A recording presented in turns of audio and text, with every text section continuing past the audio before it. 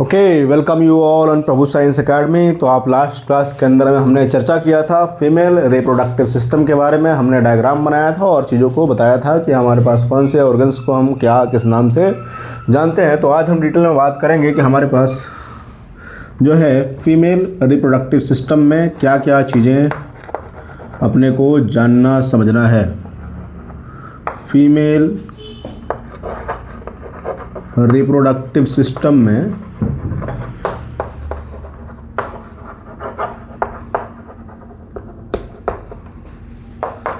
अपने को किन किन चीज़ों पर ध्यान देना है। ठीक है, तो पहला बच्चे हमारे पास जो है क्या, प्राइमरी रिप्रोडक्टिव ऑर्गन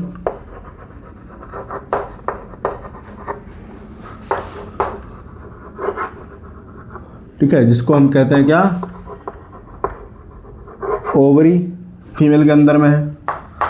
दूसरा जो है हमारे पास क्या है,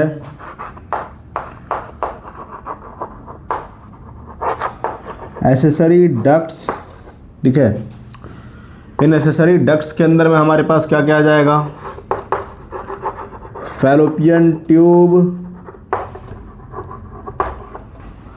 और क्या आ जाएगा, इसी को ओविडक्ट के नाम से भी जानते हैं, यूटरस, जिसको हम वूम्ब या फिर हिस्टेरा के नाम से भी जानते हैं। ठीक है, इसके अलावा हमारे पास आ जाएगा सर्विक्स, सर्वाइकल कैनाल। ठीक है, क्या आ जाएगा, सर्वाइकल कैनाल। इसके बाद आ जाएगा हमारे पास वजाइना। ठीक है, सर्वाइकल कैनाल वजाइना मिलकर के बनाएंगे बर्थ कैनाल का फॉर्मेशन करेंगे, जिसके थ्रू जो है माँ बच्चे को जन्म देती हैं। ओके, चलिए अगला तीसरा जो हिस्सा है बच्चे, वो क्या है हमारे पास, associated glands with female reproductive system. Associated glands, एक तो ओवरी भी ग्लैंड की तरह काम करता है। इसके अलावा हमारे पास ये एक्स्ट्रा ज्ञान जो है आपको थोड़ा ध्यान रखने की बात है, अतिरिक्त ज्ञान है।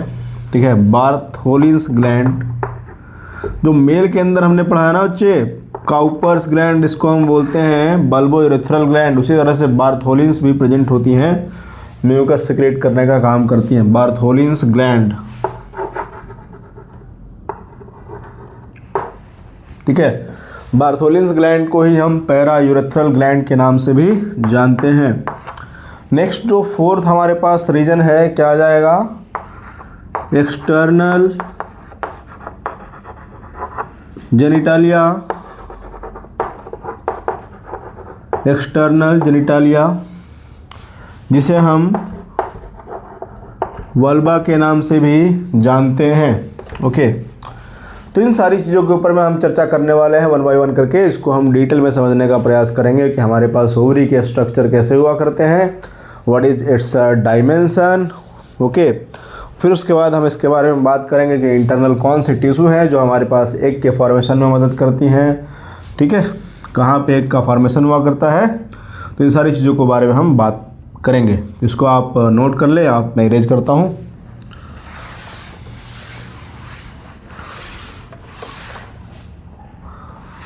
चलो भाई, हमारे पास जो पहला पोर्शन है इसके बारे में हम बात करने वाले हैं, ओवरी। ओवरी अपने आप में हमारे पास क्या है, प्राइमरी सेक्स ऑर्गन या प्राइमरी रिप्रोडक्टिव ऑर्गन के नाम से इसको जानते हैं। ओवरी की चर्चा करने वाले हैं। ओवरी क्या है dear student, primary sex organ. ठीक है, why we are calling this primary sex organ, क्योंकि ये गैमेट फॉर्मेशन में मदद करता है। ओके, किस काम में मदद करता है, गैमेट फॉर्मेशन में मदद करता है। गैमेट फॉर्मिंग ऑर्गन को हम हमेशा क्या बोलते हैं, सेक्स ऑर्गन बोलते हैं, प्राइमरी सेक्स ऑर्गन ना। ठीक है, क्यों, क्योंकि सेक्सुअल रिप्रोडक्शन के लिए हमारे पास की रिक्वायरमेंट जो है गैमेट, वो किसके द्वारा बनाया जा रहा है, ओवरी के द्वारा, इसलिए इसको प्राइमरी सेक्स ऑर्गन बोलते हैं। ओके, तो ये हो गया हमारे पास लेंथ। इसके लेंथ की अगर बात करें तो 2 to 4 सेंटीमीटर आपका इसको लेंथ देखने मिल जाएगा इसका। ओके, और हमारे पास अगर शेप की बात करें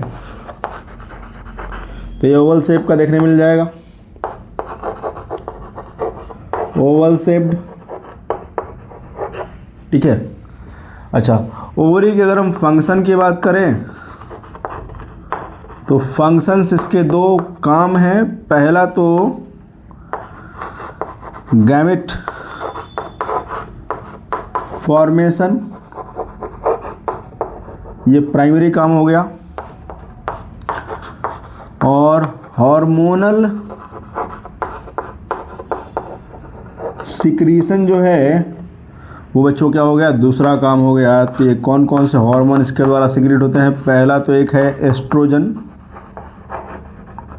जब फॉलिकल का डेवलपमेंट हो रहा होता है ना, तो फॉलिकल्स के चारों तरफ में जो लेयर होती है ग्रैनुलोसा सेल्स की, तो ग्रैनुलोसा सेल्स एस्ट्रोजन रिलीज करने में मदद करते हैं, ठीक है। और हमारे पास जब एग का डेवलपमेंट हो जाता है, उसके बाद में जब ओव्यूलेशन होता है, तो ग्राफियन फॉलिकल के रप्चर के बाद जो सेल्स का मास बचेगा उससे बनता है कॉर्पस ल्यूटियम, और वो रिलीज करता है क्या, प्रोजेस्टेरॉन। तो दो हार्मोन हैं, एस्ट्रोजन और प्रोजेस्टेरॉन, जो ओवरी के द्वारा रिलीज किए जाते हैं। इनके बारे में ज़रा आप ध्यान रखेंगे, ठीक है। ओवरी की अगर हम कवरिंग की बात करें, ठीक है, ओवरी की अगर हम कवरिंग की बात करें, कवरिंग्स ऑफ ओवरी, ठीक है, तो सबसे आउटर में जो देखने मिलेगा, ठीक है, वो देखने मिलेगा एपिथेलियम, ठीक है। फिर उसके बीनीथ द एपिथेलियम, एपिथेलियम के नीचे क्या देखने मिलेगा सर? एपिथेलियम के नीचे आपको देखने मिल जाएगा ट्यूनिका एल्ब्यूजिनिया की लेयर देखने मिल जाएगी, ट्यूनिका एल्ब्यूजिनिया की लेयर देखने मिल जाएगी, ठीक है। अब हम बात करेंगे स्पेस इनसाइड ओवरी, ठीक है, इसको हम ओवेरियन स्ट्रोमा के नाम से भी जानते हैं। ये जो ओवेरियन स्ट्रोमा है डियर स्टूडेंट्स, इसके दो पोर्शंस हुआ करते हैं, इसको भी फर्दर बांटा गया है। आउटर वाले को हम बोल देते हैं क्या, कॉर्टेक्स, और इसी आउटर कॉर्टेक्स के अंदर में स्ट्रोमा के कॉर्टेक्स में हमारे पास क्या होता है, फॉलिक्यूलोजेनेसिस का काम होता है, फॉलिकल्स के डेवलपमेंट का काम हुआ करता है। When we talk about inner portion, inner portion को हम मेड्यूला कहते हैं। क्या कहते हैं? मेड्यूला के नाम से जाना जाता है। बात समझ में आई क्या? ये इनर वाला जो हमारे पास ब्लड वेसल्स इसके अंदर हुआ करते हैं, और ये इनर पोर्शन क्या कहलाता है हमारे पास? मेड्यूला कहलाता है, ठीक है। तो ओवरी के इन डिटेल्स को आप नोट करें, मैं इसको इरेज कर देता हूँ। पॉज करके आप इन चीज़ों को नोट करें।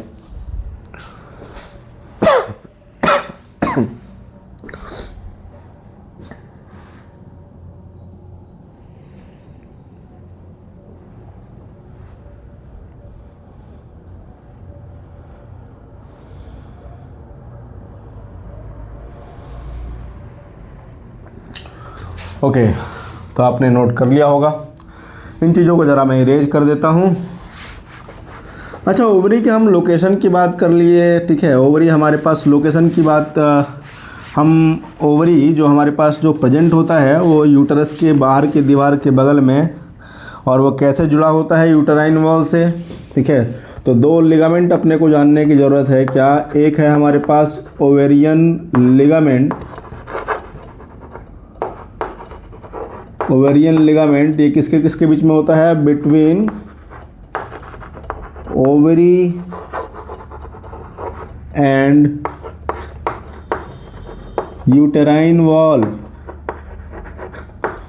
एक और लिगामेंट है जो बच्चे आपको ध्यान रखने की ज़रूरत है। क्या? दूसरा वाला है हमारे पास सस्पेंसरी लिगामेंट। दूसरा वाले को क्या बोलते हैं? Suspensory ligament. ये क्या होता है? Between ovary and pelvic wall. ठीक है, ये ओवरी और पेल्विक वॉल के बीच में हमारे पास क्या देखने मिलेगा? सस्पेंसरी लिगामेंट देखने मिल जाएगा। ठीक है, इतनी चीज़ें क्लियर है क्या? एक हमारे पास हो गया ओवरियन लिगामेंट, दूसरा हो गया हमारे पास सस्पेंसरी लिगामेंट। दो तरह के लिगामेंट हैं जो ओवरी को क्या कर रहे हैं? होल्ड करके उसके पोजीशन को फिक्स किए हुए हैं। तो अब जो है उसको क्या बोलते हैं कि इसको कंप्लीटली इरेज कर दिया जाए। ठीक है,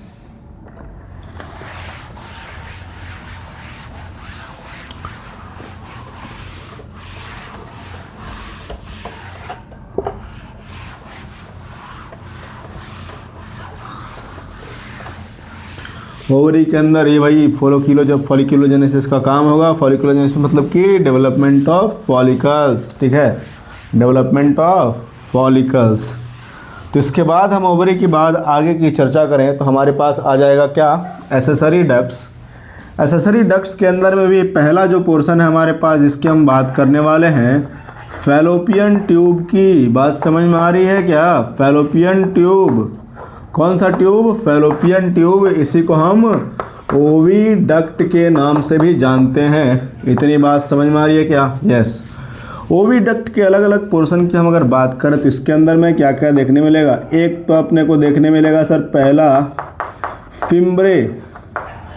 ये फिंगर जैसे छोटे छोटे स्ट्रक्चर हैं जो क्या करते हैं? ठीक है, फिंगर लाइक प्रोजेक्शंस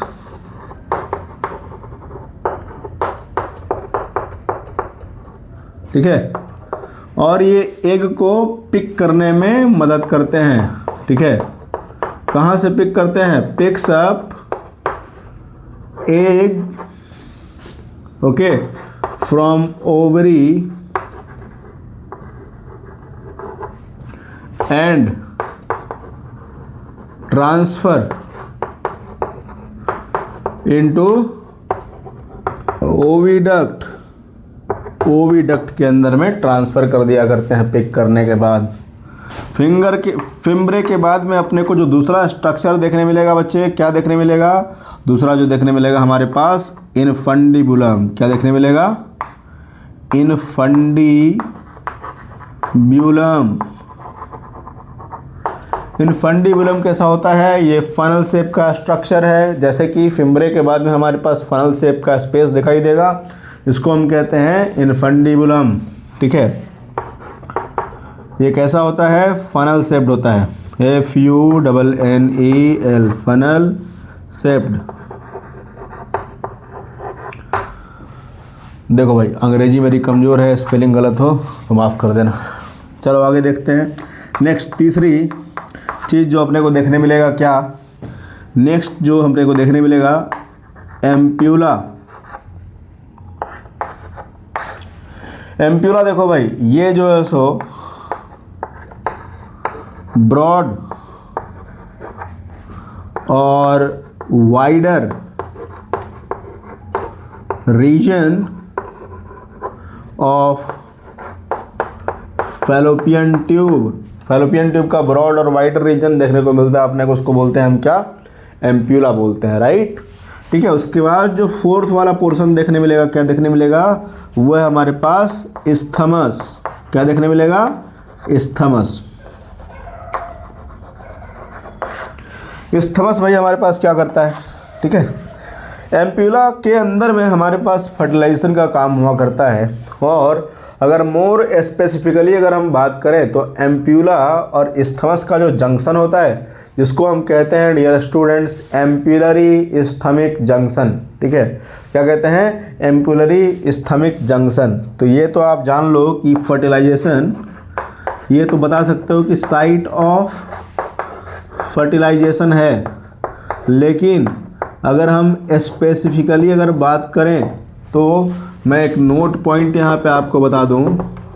ठीक है, फर्टिलाइजेशन, ये लिख भी दे रहा हूँ, स्पेसिफिकली फर्टिलाइजेशन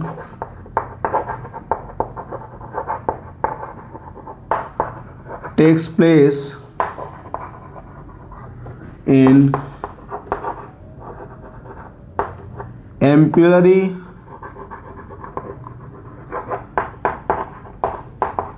इस्थमिक जंक्शन। कौन सा जंक्शन? Ampullary isthmic junction. इतनी बातें याद रखोगे क्या? ठीक है जी हाँ, आप इतनी बातों को याद रखेंगे, आप अच्छे बच्चे हो। एम्पुलरी इस्थमिक जंक्शन पे हमारे पास क्या होता है? फर्टिलाइजेशन का काम अपने को देखने को मिलेगा। Okay, fusion of egg and spermatozoa अपने को देखने मिलेगा। ओके, आप इन चीज़ों को नोट करें। Let me erase this.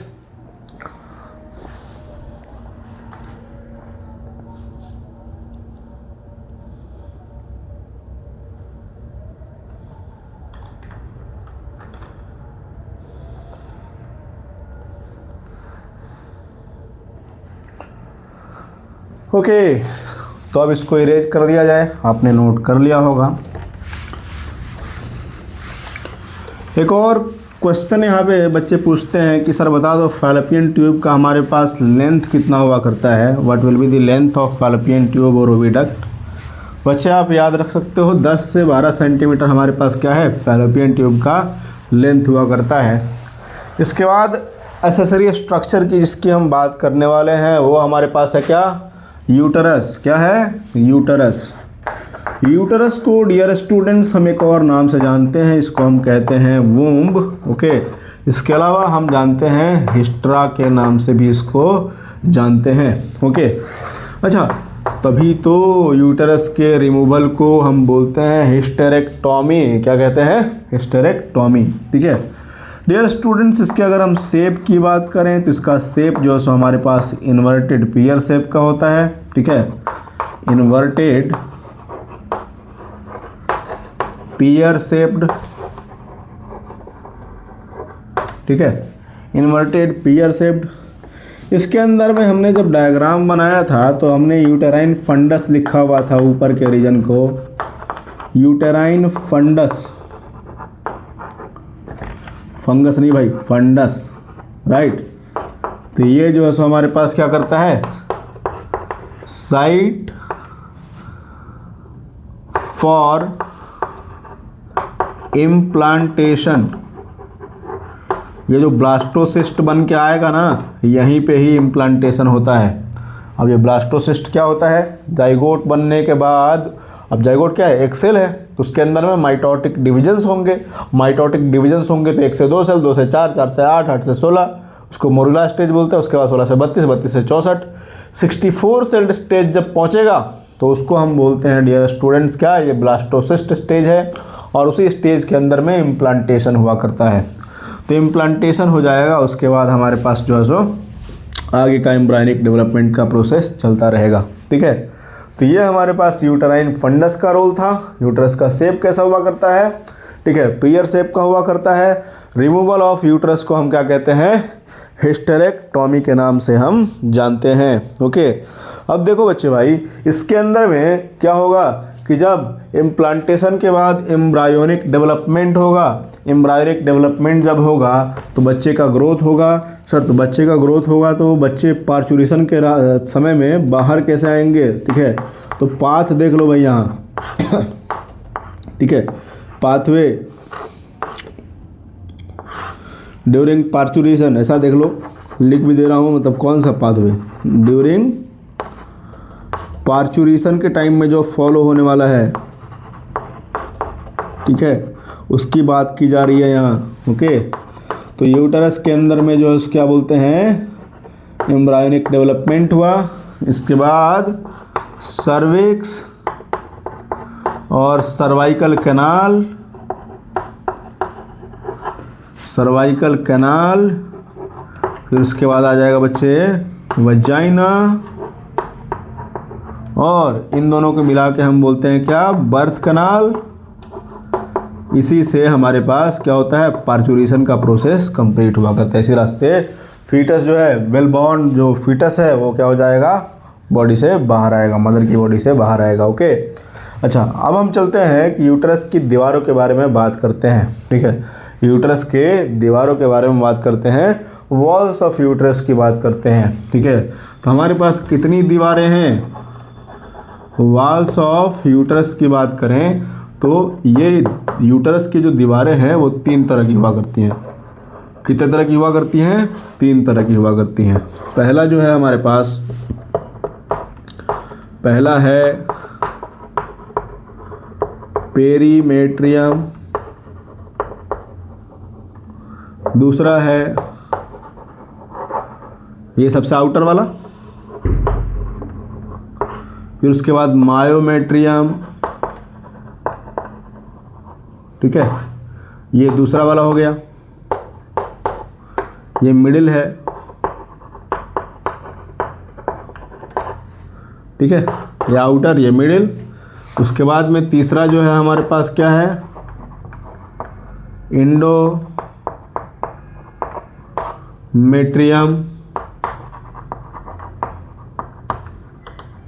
ठीक है, इंडोमेट्रियम। अब इंडोमेट्रियम के अंदर में भी 2 लेयर है फिर। ठीक है, एक तो परमानेंट इंडोमेट्रियम के स्ट्रैटम बेसालिस है और दूसरी हमारे पास इंडोमेट्रियम फंक्शनालिस है, जो मंथली मेंस्ट्रुअल साइकिल के दौरान from puberty menarche to menopause तक हमारे पास साइक्लिकल चेंजेस उसके अंदर में होता रहता है। ओके, तो उसको बोलते हैं स्ट्रैटम फंक्शनालिस। और हमारे पास जो परमानेंट इंडोमेट्रियम की लेयर है, जो बेस वाली है जस्ट अबव द मायोमेट्रियम, उसको हम कहते हैं क्या? स्ट्रैटम बेसालिस कहते हैं। क्या कहते हैं उसको? स्ट्रैटम बेसालिस। ओके, तो यहाँ पे हमारे पास 2 हो गया, स्ट्रैटम बेसालिस और स्ट्रैटम फंक्शनालिस।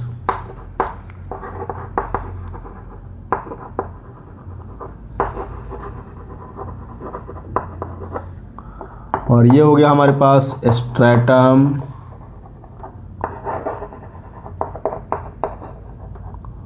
फंक्शनैलिस।